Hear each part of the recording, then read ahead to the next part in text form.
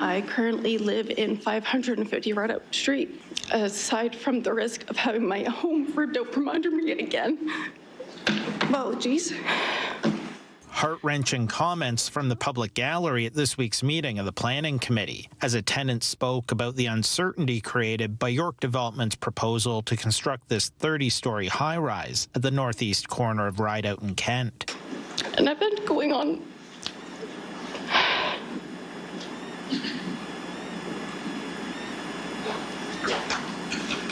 She was worried about the loss of an apartment she can actually afford, as well as the impacts on her neighborhood. One of the things that really strikes me with the public participation meeting today is when we make these planning decisions, there are human costs. I caught up with the woman who spoke at the committee meeting.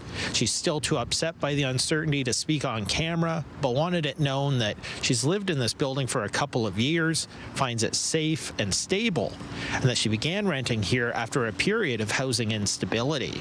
Councillor Corinne Rahman wanted to know what would happen to residents of the apartments if they were displaced, but no information was contained in this letter submitted by York Development's president, Ali Soufan. It would be really helpful if there was more information in the motion or in something subsequent about how the current residents in those buildings that will be impacted will be compensated, or how they will be assisted. So CTV News contacted Soufan and received this commitment to the current residents. Quote, "We definitely have a plan for relocation and compensation of tenants in good standing. I'll provide more information in a news release next week." Ultimately, the Planning Committee voted 3-1 in favor of recommending approval of York's application. Councillor Rahman gave this advice ahead of the next council meeting. I would suggest the developer also take some time to communicate with council on how